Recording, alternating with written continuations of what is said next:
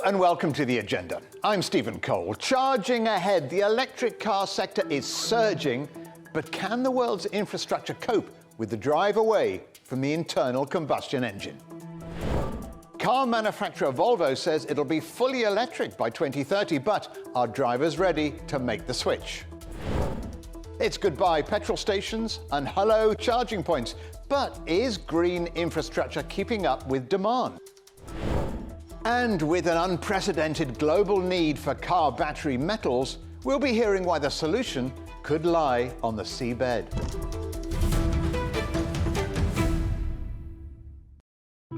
That the future of cars is electric is no longer in any real doubt. The Paris Climate Agreement in 2015 agreed that if global warming is to be limited to 2 degrees or less, 20% of cars will need to be running on electricity by 2030. But if that percentage is to be reached, the take-up of electric cars by drivers is really going to have to accelerate. As things stand, it's estimated that there are around 1.4 billion cars on the roads worldwide. Just over 10 million of them, fewer than 1%, currently run on electricity. The numbers of electric cars already on the roads varies hugely from country to country. Just 0.65% of the USA's 273 million cars are electric, for example, and less than 2% of new cars bought there in 2020 were powered by electricity. Compare that to Norway, where 16% of all cars on its roads are already electric, and its pole position is only set to increase. Last year, almost 3/4 of all new cars sold were electric. So what is Norway doing right and pulling so far ahead in the war against the combustion engine? Well, largely, it all comes down to money. The Norwegian government has been spending about $1 billion a year in waiving import duties and sales taxes on electric vehicles. Owners don't have to pay road tolls and get free use of ferries and bus lanes in congested city centres. The fact that much of Norway's electricity is generated relatively cheaply through hydropower has also made owning an electric vehicle more economically attractive. But many of these incentives are set to end this year, replaced simply by higher taxes on petrol and diesel vehicles. So whether Norway can meet its target of all vehicles being zero emissions by 2025 is still a big question. But the bigger question worldwide is just how truly green electric cars really are, with major concerns over the carbon footprint of making their batteries. And of course, charging cars is all well and good if that electricity comes from a renewable source, far less so from a coal-fired power station. And then, of course, there's the issue of infrastructure. The cost to governments of setting up charging points will run into billions, and while in the developed cities and towns of the future you may never be too far from a place to charge your car's battery, in many developing nations, especially those where the population is widely spread, meeting the Paris target by 2030 looks, well, next to impossible. Moving away from the internal combustion engine is more complicated than it sounds, but major car manufacturers are determined to make it happen, and in the near, not the distant future. Joining me to talk about the opportunities and challenges of such a massive change for the car industry is Björn Annwall, head of Europe, the Middle East and Africa for Volvo. Björn, this is a massive change, isn't it? Volvo has set a deadline of 2030. That sounds very quick to me. It's only 9 years away. Yes, but it's perfectly achievable. We have since a long time said that by 2025, half of our cars should be fully electric, or half of the sales should be fully electric. And now we're complementing that with a hard end date of 2030. And we do that to focus our resources for a quick transformation and quick transition, which we believe is the right thing to do. Consumers want it. They expect Volvo to take a lead in planetary safety, as we've always done when it comes to physical safety. And purely from a company strategy point of view, it's the right thing to do. Fully electric premium cars is the fastest part of the auto market, and we want to be a winner in the premium market, so we should focus on the growing part. So for us, 2030 is a hard end date, and we aim to make a transition very quickly from where we are today until that point. What would you say, or how would you describe the major challenges to reach that milestone?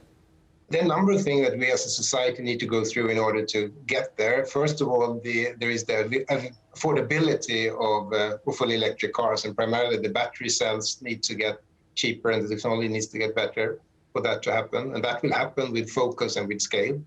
Then we need charging infrastructure throughout the world for this to work, powered by energy friendly, I was going to say fossil-free energy sources. And also there is going to take some time with getting consumers' behavior to change, getting consumers to understand what their driving pattern is like, how it is to charge your car, where you can do it. There's always a bit of hesitation as you change technologies and habits, and we need to overcome that as well. So I would say affordability, charging infrastructure, and just the time it takes for human behavior to adapt. Now that's the big one, isn't it, Björn? Getting human behavior to change. Because I suspect a lot of motorists are thinking, I'm not going to buy an electric car now, I'm going to wait to see if the technology evolves even further. How are you getting over that? There are a number of things we need to do. And luckily, when it comes to, affordability, that comes with focus. And that's one of the reasons why we are saying we're not investing in internal combustion engines anymore. We put all the focus to make this affordable. And when it comes to the charging infrastructure, there's been a bit of a catch-22. There haven't been enough full electric cars out there, so then nobody's investing in charging infrastructure. And on the other hand, if there is no charging infrastructure, why invest in an electric car? And now, luckily, we're breaking out of that conundrum based on the surge in consumer demand for fully electric cars. So we see quickly how the charging infrastructure is being invested into. And we also see, which has been our strategy from the get-go, to use plug-in hybrid as a stepping stone into a fully electric future. So plug-in hybrid is basically a part-time electric car. We sell 30-40% of our sales in Europe is with plug-in hybrids. And those cars are being driven 40% of the time with energy charged from electricity. So these cars and these consumers, they're already today getting into the habit of charging every day, be it at home overnight or be it at work during the day. So a massive amount of this habit change is happening stepwise through the plug-in hybrid. And I think many consumers are now ready for the step to go fully electric. Nevertheless, some consumers are still hesitant about, should we say, going green because they wonder how green the technology really is. We're moving away from an engine to something powered by electricity. How are you persuading consumers that it really is a green revolution? I think, first of all, I think that hesitation is a very sound hesitation because a fully electric car is not a silver bullet into a climate neutral future.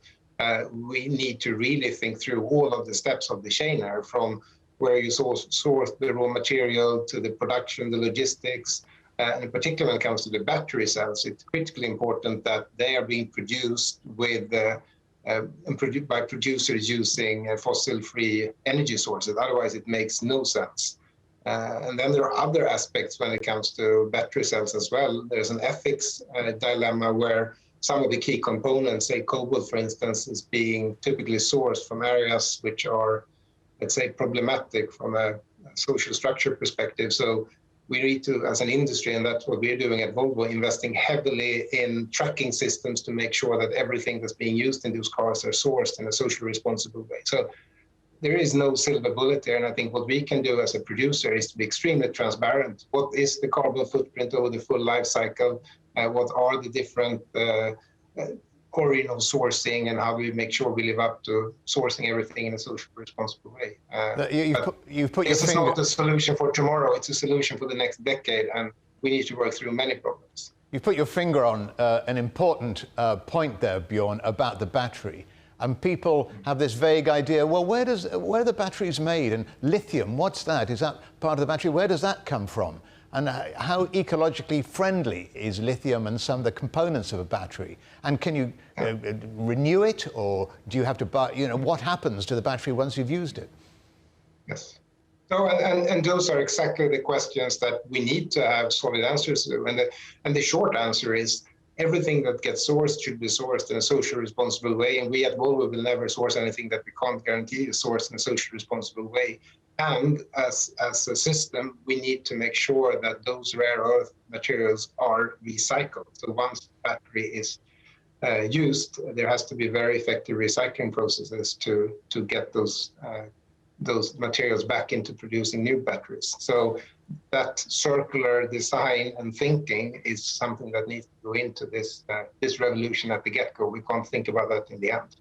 What about your workforce, Björn? I mean, the old days of the engineers in the garage, have they gone away? And these days, you just want people who are computer experts looking under the bonnet? Not just, but there is a big change for Volvo cars. I mean, this whole shift to fully electric future has happened at the same time as the car, as you said, is going from being a mechanical piece to a computer on wheel, where a lot of the consumer value add comes through software. And at the same time, the whole way a car is getting sold and serviced is going much more into an online setup. So massive amount of change for an automotive player like Volvo, and being relatively small and nimble makes for an exciting time. But we definitely still need mechanics that take care of the car. There are still going to be brakes that need to be repaired, and a car is still a physical product that needs a physical form of delivery. One of the strengths of your reputation is safety. Will that continue to be central to the electric car policy going forward?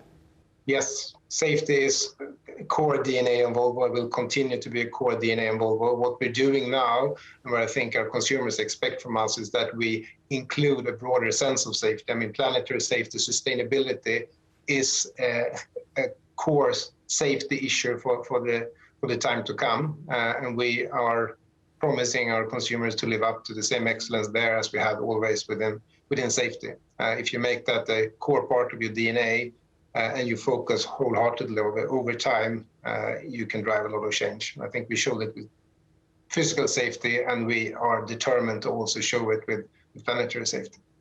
Björn Annwall, many thanks for joining us on The Agenda. Thank you. Still to come here on The Agenda, a question of car batteries.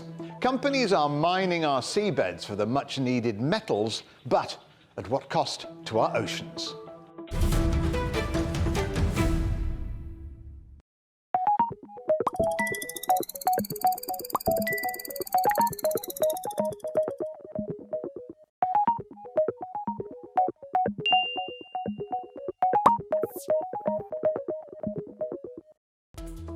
Search CGTN Europe wherever you get your podcasts to subscribe to The Agenda podcast. The Agenda with me, Stephen Cole, always gets to the heart of the story. Just subscribe today and listen now. Welcome back to The Agenda. Well, we've heard from the car manufacturers about their plans to go all electric by the end of the decade, but can the necessary infrastructure really be in place across the world by then? Here to try and answer that is Jaap Burger. Jaap is Senior Advisor at the Regulatory Assistance Project in Brussels. We've heard from many motor manufacturers about their strict deadlines to make their fleets fully electric. But how ready is Europe for the arrival and the deployment of the electric car? We're seeing more and more electric vehicles, and as a customer, that's great. So there's much more to choose from. And they have huge benefits for the driver, but to society as well. So we get cleaner air, but they're also great for the energy system because they can flexibly use energy when overall demand on the grid is low and there's a lot of renewable energy, like from solar and wind. So what we need to do now is make sure that we have the right framework in place so we can charge these vehicles in a smart way.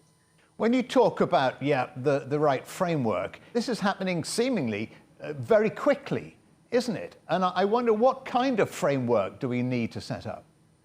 It's about preparing our street and our buildings for this. And we know a lot about mobility. We know where people drive to, and we especially know where are people staying for longer times. And that's great because if a vehicle is parked, you can use that time to flexibly charge it. And we can map that. We know the mobility patterns, so we can map actually the electricity demand, and we can start building charging infrastructure, and we can start preparing homes and offices for that. We know that COVID has driven many aspects of society faster forward. Some say it's pushed development forward by 10 years. Is that true of electric cars, electric vehicles as well? I think so. So we're seeing two transitions happening at the same time. So one of that, we see changing mobility patterns. So if you look at at cities like Paris, you see more and more people start using bikes to get around the city. So we're seeing less cars. But on the other hand, we're seeing more need for cleaner air in the city. So people feel the urgency to get a clean car and get clean mobility. And it doesn't have to be a private car, it can be a shared vehicle as well. So we've also seen an increase in car sharing, for instance. And all of this applies to perhaps the richer countries, doesn't it? What about the poorer countries, the more remote areas? Are they going to be left behind? They definitely aren't left behind. So I guess they can learn a lot from front runners like London and Oslo and Amsterdam that I've worked with. And one of the key learnings is that it's really helpful to have a demand-driven rollout of charging infrastructure. You don't need to build all the charging stations right now. You can follow the demand and ensure that the right infrastructure is in place at the right moment.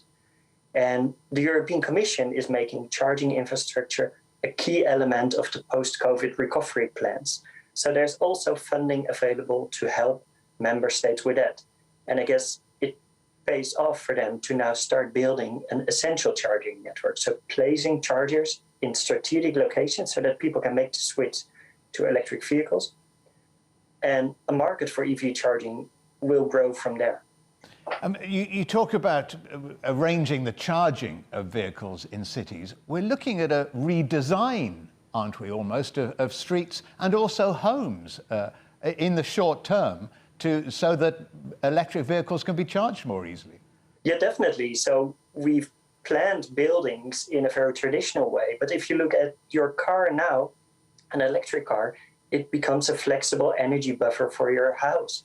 It can absorb energy and it can even feed back energy back to the building. So when we're looking at building codes, it's something we need to address. We need to make sure that buildings are ready for EVs, and we need to make sure that we can use the flexibility in charging them or maybe even discharging them.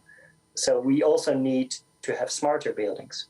Are you fully supportive of all electric vehicles? And you don't think it's a bit of a con, same as the diesel con came in? And I know Volkswagen have paid billions of dollars in fines because of the wrong data they sold. Are we absolutely sure that electric vehicles are the way forward? Definitely. So we know electric vehicles are much more energy efficient. So we're saving a lot of energy in the process. So even if you would power electric vehicles using coal-fired power plants, we're saving energy. But we know we're also transitioning the energy system to a more sustainable energy system with a lot more of renewable energy.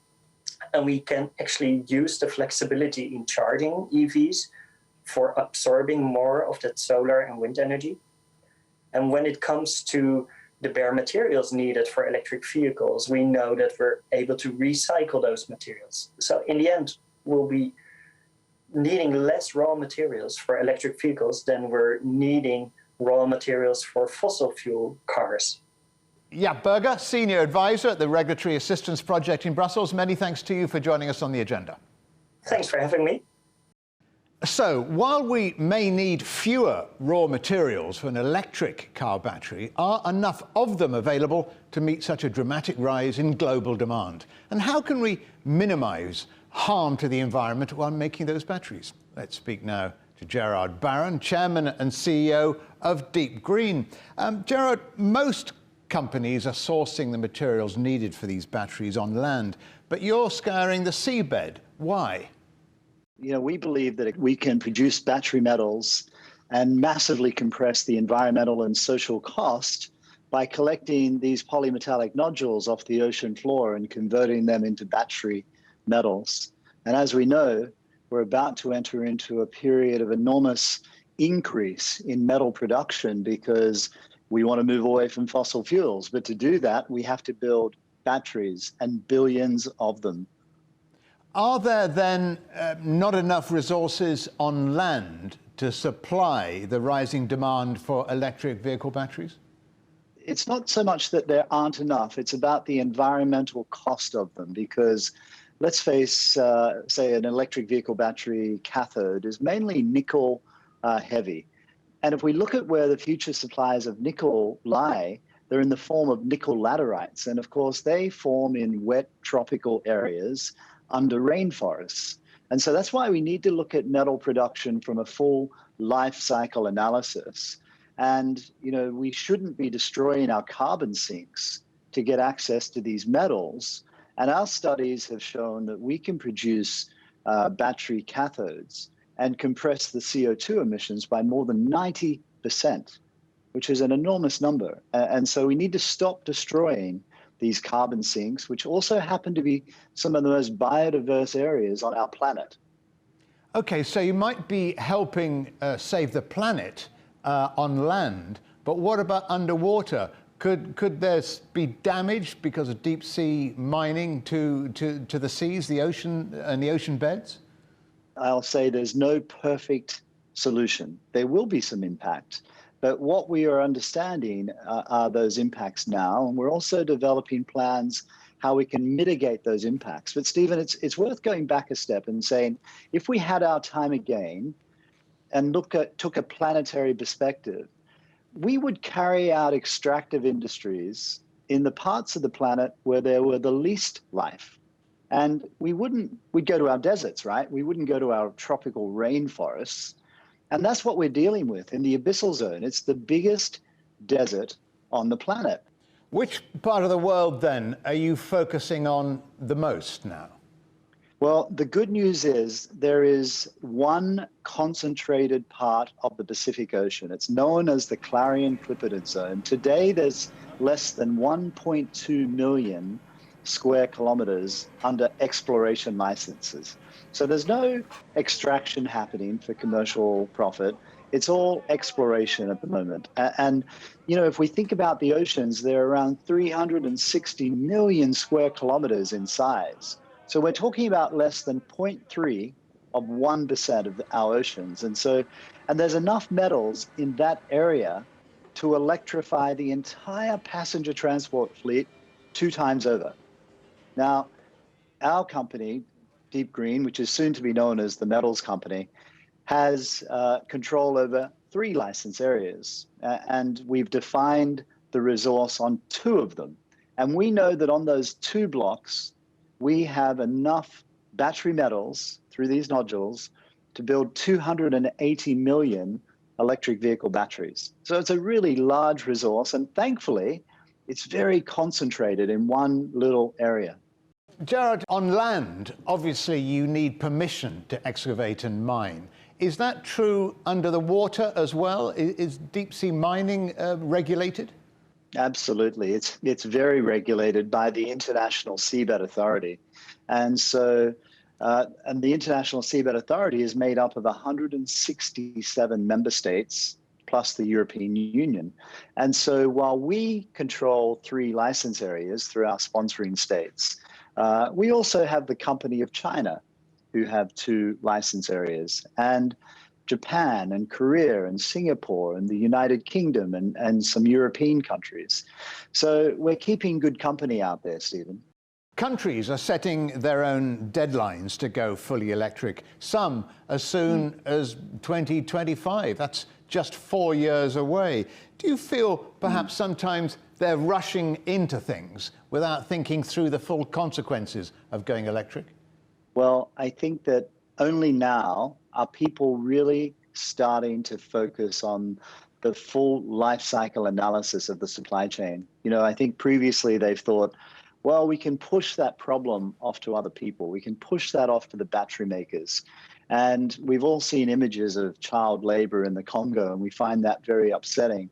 But of course, what the biggest challenge that the planet faces at the moment is climate change. And of course, climate change is also the biggest threat to the oceans, and that's called rising temperatures. And so we need to cut our emissions. And so if we can, cut these emissions by more than 90%, by making batteries out of these than land-based, that's a good thing. But only now are people getting focused. And so when you add up the commitments coming out of all of the automakers, supported by legislation, by governments, then the numbers don't add up, Stephen. We need to identify a new supply of these important battery metals. So, we're going to be playing a bit of catch up here with regards to supply, because, we've all now understand the externalities that have come from fossil fuels. But, people haven't given the same scrutiny to the production of metals, but that's about to change. Have they given the same scrutiny to what will happen to the batteries after their life is up? Can they be recycled in future? Well, good question. And our commitment, we believe that extractive industries have to stop. We're moving to a time when the circular economy is becoming real. And so the good news about an electric vehicle battery is that they are 99 point something % recyclable. So once these metals go into the system, they're going to stay there. And I think that's something to give us all hope. And I don't expect in the case of the metals company or Deep Green, we're going to be collecting these in 40 years' time. I hope that we've injected enough battery metals into the system that we're going to be recycling over and over and again, because, nickel can be recycled 100 times. And so I think we're moving to that circular economy. And so we can all take stock in that. What we need to make sure we don't do, though, is destroy our planet as we're finding that supply of these important battery metals. And that's where metals from polymetallic nodules come into it. All right, we'll leave it there. Gerard Barron, Chairman and CEO of Deep Green, many thanks for joining us on The Agenda. Thanks, Stephen.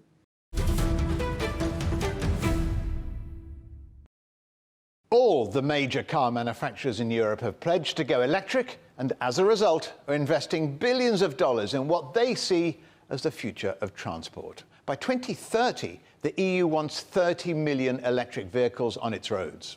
By the same year, no petrol or diesel cars will be allowed to be sold in the UK, and by 2035, even hybrids will be banned. It's a remarkably quick change of direction, one which won't suit everyone or everywhere. Global sales of electric cars accelerated by 43% to more than 3 million last year, but that still only accounts for 3.5% of newly registered passenger vehicles in the EU and the UK. Now, for that to change, it is imperative companies find a solution which works for longer journeys and for those who simply don't have access to an electric car charger at home or nearby. The electric calls stem from green-wired thinking, but while it's great news for cutting greenhouse gas emissions, mining the raw materials for the vehicle's batteries raises environmental and social concerns. Volvo and BMW are supporting a ban on deep-sea mining of battery materials from the seabed in fear of damaging our ocean ecosystems. And with more than half of the world's lithium found in developing countries, there are fears they could end up paying the cost. One thing, though, is for sure. After a century of petrol-powered transport, it's time to park the internal combustion engine and get ready for a greener transport future. Don't forget, you can watch everything from past Agenda episodes and find additional exclusive content on our website, cgtn.com/Europe, or on our YouTube channel. And of course, you can follow us on Twitter, Facebook, Instagram, @CGTN Europe. Coming up on a future agenda. Ready for a holiday? We'll be finding out what a second COVID summer might mean for travel and tourism. But for now, from me, Stephen Cole, and all the Agenda team here in London, it's goodbye.